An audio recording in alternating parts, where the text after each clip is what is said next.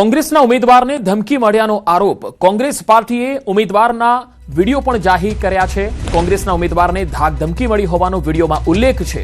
ભાજપના હોદ્દેદારો કોંગ્રેસ ઉમેદવારોને ધમકાવતા હોવાનો દાવો થઈ રહ્યો છે। ઘાટલોડિયા અને ચાંદોડિયા વોર્ડના ઉમેદવારોના વિડીયો જાહેર કરવામાં આવ્યા। આ વિડીયોમાં ઉમેદવારોએ વ્યથા ઠાલવી ભાજપના કેટલાક લોકો અમારા ઘરની બહાર ઊભા રહ્યા હોવાનો દાવો છે। ભાજપે ધમકાવતા કોંગ્રેસના ઉમેદવારો પ્રદેશ કાર્યાલય પહોંચી ગયા। કોંગ્રેસના ઉમેદવારોને ધમકાવવાનું જારી છે એવું કહેવામાં આવી રહ્યું છે કોંગ્રેસ તરફથી।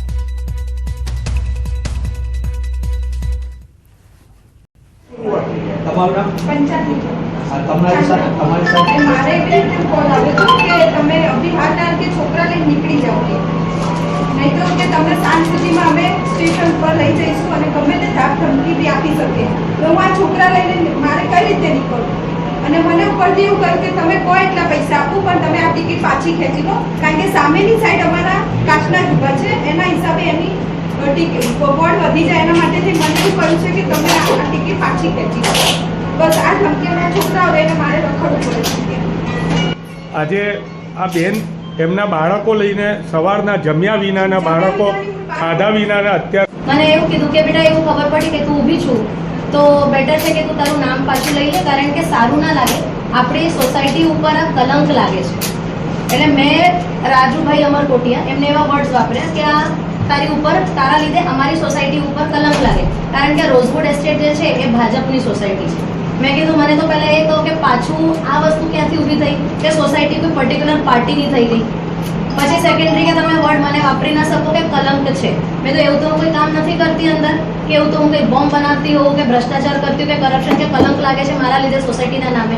મેં તો એના કરતાં તમે એજીએમ બોલો અને તમારી ડેબિટ ક્રેડિટ શીટ્સ કાઢો તો કોનું કલંક છે ખબર પડી જશે। આજ સવારની વાત છે, 10 વાગે મારો ઓટો કન્સલ્ટનો બિઝનેસ છે, મારે ફરવાનું કામ હોય। આજ સવારથી 10 વાગ્યાથી હું નીકળ્યો એક કસ્ટમરની ગાડી લેવા માટે।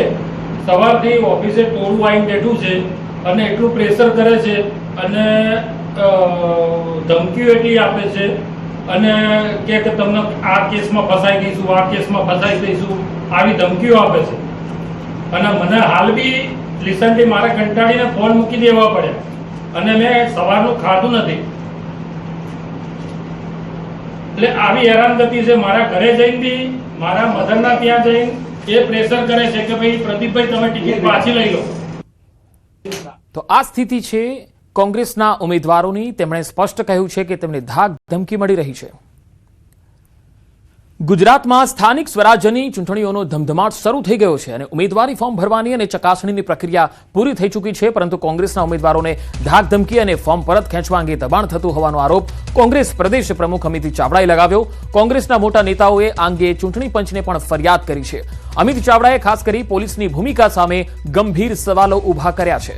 આક્ષેપ કરવામાં આવ્યો છે કે પોલીસ ભારતીય જનતા પાર્ટીના એજન્ટ તરીકે કામ કરી રહી છે। વિપક્ષી ઉમેદવારો માટે અવરોધો ઊભા કરવા, ડમી ઉમેદવારોના કાગળો તૈયાર કરવામાં મદદ કરવી અને બુટલેગરો દ્વારા ડરાવવા ધમકાવવા જેવા બનાવો પણ સામે આવ્યા। કે આ લોકશાહીનું પર્વ છે, ફ્રી એન્ડ ફેર ઇલેક્શન થાય એ થવા દો। ક્યાંય દાદાગીરી ધમકી આપવાનો પ્રયત્ન થશે એવા કોઈ અધિકારીઓ કર્મચારીઓ ધ્યાનમાં આવશે તો એને છોડવામાં નહીં આવે। અને સમય આવશે તો કોઈ સરકાર કોઈ ભાજપના નેતાઓ બચાવવા નહીં આવે। ચૂંટણી પંચ પાસે પણ માગણી કરી છે કે અમે નામજોગ ફરિયાદો આપી છે, પોલીસ સ્ટેશન કે ચોક્કસ અધિકારીઓના નામ પણ આપ્યા છે, એમની સામે કાર્યવાહી કરવામાં આવે એવી માગણી પણ કરી છે। ચૂંટણી પંચના જે નીચેના ચૂંટણી અધિકારીઓ છે એની સાથે જોડાયેલું જે પ્રશાસન છે એની કામગીરી પણ ક્યાંક ને ક્યાંક શંકાના દાયરામાં રહી છે। સાથે સાથે ખાસ કરીને પોલીસ તંત્ર કે જેની જવાબદારી આ ગુજરાતના નાગરિકોની સુરક્ષાની છે, લો એન્ડ ઓર્ડર જાળવણીની એની જવાબદારી છે, પણ એ પોલીસ વિભાગના અધિકારીઓ એના કર્મચારીઓ જાણે ભારતીય जनता પાર્ટીના કાર્યકરો હોય, એજન્ટો હોય એવા કેટલાક અધિકારીઓ અને કર્મચારીઓ વર્તી રહ્યા છે। રાજકોટમાં કોંગ્રેસ બાદ આમ આદમી પાર્ટી પણ ઉમેદવારોને અજ્ઞાત સ્થળે લઈ ગઈ. આપના રાજકોટ શહેર પ્રમુખ દિનેશ જોશી સહિત 40 જેટલા ઉમેદવારો અજ્ઞાત સ્થળે પહોંચ્યા. ઉમેદવારો ફોર્મ પરત ન ખેંચે તે હેતુથી અજ્ઞાત સ્થળે લઈ જવાયા. બુધવારે બપોર બાદ ઉમેદવારો રાજકોટ ખાતે પરત ફરશે. પરત ફર્યા બાદ ચૂંટણી પ્રચારમાં પણ જોડાશે. નવસારી જિલ્લાના ભાજપે અનેક બેઠકો બિનહરીફ કબજે કર્યા બાદ કોંગ્રેસ એક્શનમાં આવી. જિલ્લા પંચાયતની 7, તાલુકા પંચાયતની 21 અને નગરપાલિકાની 21, મનપાની 3 બેઠકો કબજે કરી હોવાના ભાજપે દાવા કર્યા છે. કોંગ્રેસના ઉમેદવારોએ ફોર્મ પરત ખેંચ્યા હોવાનો પણ ભાજપનો દાવો છે. બીજી તરફ કોંગ્રેસે મેદાનમાં બચેલા ઉમેદવારોને આઇસોલેટ કર્યા હોવાનો પણ દાવો કરવામાં આવી રહ્યો છે. તેની અંદર ચકાસણી કરતા જે છેલ્લું ચિત્ર સ્પષ્ટ થતું છે એની અંદર ભારતીય જનતા પાર્ટીના લગભગ 52 જેટલા ઉમેદવારો બિનહરીફ થયા છે. કારણ કે 7 જિલ્લા પંચાયત, 21 નગરપાલિકા ગણદેવીની, નવસારી મહાનગરની 3 સીટ અને 21 સીટ